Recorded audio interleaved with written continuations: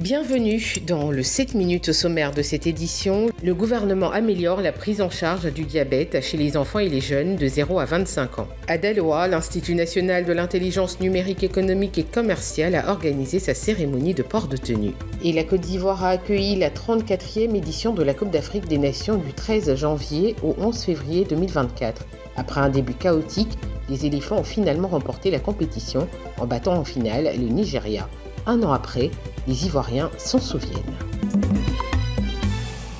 Chaque année, partout dans le monde, des centaines de milliers d'enfants et d'adolescents se font diagnostiquer un diabète. Parmi ces diagnostics, le nombre de jeunes âgés de moins de 20 ans ne cesse d'augmenter. À la clinique du diabète du CHU de Treichville, les enfants et les jeunes âgés de 0 à 25 ans bénéficient d'une prise en charge gratuite. Le gouvernement ivoirien, par le truchement du ministère de la Santé, de l'Hygiène publique et de la couverture maladie universelle et le projet Changing Diabetes in Children, fournissent aux enfants l'insuline, les lecteurs de glycémie et les médicaments dont ils ont besoin. J'ai mon fils qui a le diabète depuis 10 ans. Il a fait un coma, semi-coma. Et on nous a amenés ici à Treichville. Et après le coma, quand il est sorti, on a eu une prise en charge. Vraiment, ça nous a soulagés. Parce que nous n'avons pas assez de moyens pour vraiment le suivre. Et cette prise en charge nous a permis à ce que l'enfant puisse prendre ses médicaments, puisse vraiment se soigner. Merci au gouvernement, merci beaucoup.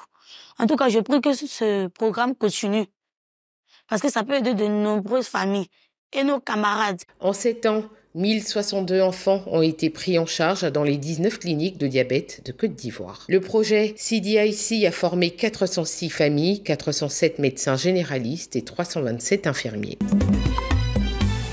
C'est en plein exercice que nous avons rencontré Céline. Aujourd'hui entrepreneur dans la restauration, elle s'est spécialisée dans la vente de poissons braisés. L'aventure a commencé après la perte de son emploi. Aujourd'hui, elle ne regrette pas son choix. J'étais dans l'administration.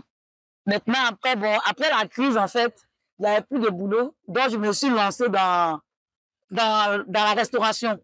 Voilà. Avant, je commençais le soir et puis un jour, j'ai dit, bon, attends, j'ai fait le matin. J'ai fait le matin et puis ça a pris. Voilà, je commence de 6h à 18h. Ses clients proviennent généralement de grandes institutions. Ils se disent comblés par ces poissons. Voilà, des bons poissons, des bons poulets, de l'eau, de la boisson. C'est bien fait. Un bon piment, donc voilà, que tout le temps qu'on vient à Djamé, on participe pour se régaler en fait. Je suis très satisfaite lorsque j'arrive ici. Vraiment ici, il n'y a rien de tel. La propreté, l'hygiène y est, tout va bien. Motivée et dynamique, Céline encourage les femmes à s'investir dans le travail.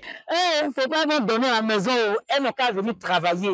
Parce que c'est de ça là, on dit le premier mari d'une femme là, c'est le travail. À ce jour, Céline reçoit plus d'une trentaine de commandes par jour, ce qui lui permet d'employer 7 jeunes filles. À Daloa, l'Institut national d'intelligence numérique économique et commerciale a organisé sa 5e cérémonie de port de tenue, marquant la fin de 3 mois de formation axée sur le civisme, le respect des institutions et des compétences professionnelles. Objectif, préparer des citoyens responsables et des professionnels compétents. Dans une semaine de business game, on fait pas cours, ils viennent à l'école pour jouer les jeux de rôle. Il y a des DG, il y a des DRH, il y a des DAF, tout ça. Et ils le font tellement bien que ça leur donne une autre expérience. Après, on fait les masterclass, comme j'ai dit, à Torogué avec les gendarmes. On va souvent dans les villages pour des formations thématiques sur leur développement personnel. Et puis après, on fait les visites d'entreprise. L'événement parrainé par le sénateur Koné Boubacar a rassemblé autorités locales, parents et étudiants. Ce dernier a réaffirmé l'importance du civisme dans la formation des jeunes. L'aspect emploi n'est pas une difficulté. Si tu sais ce que tu dois faire, imaginez quelqu'un qui n'a pas le bac, il ne veut pas aller à l'école, il n'a que le CP, il veut être professeur. C'est impossible. Donc je dis que des jeunes doivent se former. Ils ont une bonne éducation, ils ont déjà la discipline, le respect des aînés, le respect de l'administration. En tout cas, ils enseignent très, très, très bien. Que ce soit au niveau des devoirs, au niveau aussi de l'enseignement même.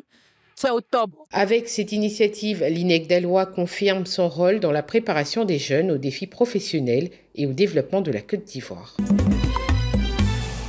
13 janvier 2024, 13 janvier 2025, un an, jour pour jour, que la Côte d'Ivoire accueillait pour la deuxième fois de son histoire la Coupe d'Afrique des Nations. Un événement qui a marqué la mémoire collective des Ivoiriens, tant par son intensité que par les émotions qu'il a suscitées. Ce qui m'a le plus marqué lors de cette CAN, c'est l'ambiance, l'engouement autour de cette CAN.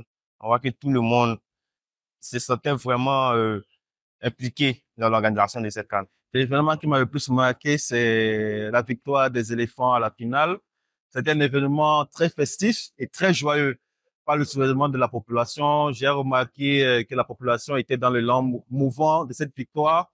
C'était très chaleureux. Des rencontres mémorables, des exploits sportifs et une ferveur populaire exceptionnelle pour de nombreux supporters. Certains matchs resteront à jamais gravés dans l'histoire du football ivoirien. Le meilleur match pour moi, c'est le match contre le Mali. Ça, je peux dire, ce match m'a beaucoup appris sur la Côte d'Ivoire et dans le foot aussi. Que tant que le match n'est pas encore fini, il ne faut pas se décourager. Il y a encore de l'espoir. Nous avons fait un excellent remontada vers la fin. On a montré qui était le patron. C'est la Côte d'Ivoire, le pays organisateur dont la coupe ne peut pas sortir de chez nous. Ça doit forcément rester. La CAN 2024 reste un moment inoubliable pour les Ivoiriens, symbolisant non seulement la passion du football, mais aussi la capacité de la Côte d'Ivoire à organiser avec succès un événement d'envergure internationale. C'est la fin de cette édition, merci de nous avoir suivis. L'information se poursuit sur cette info et sur www.cetinfo.ci.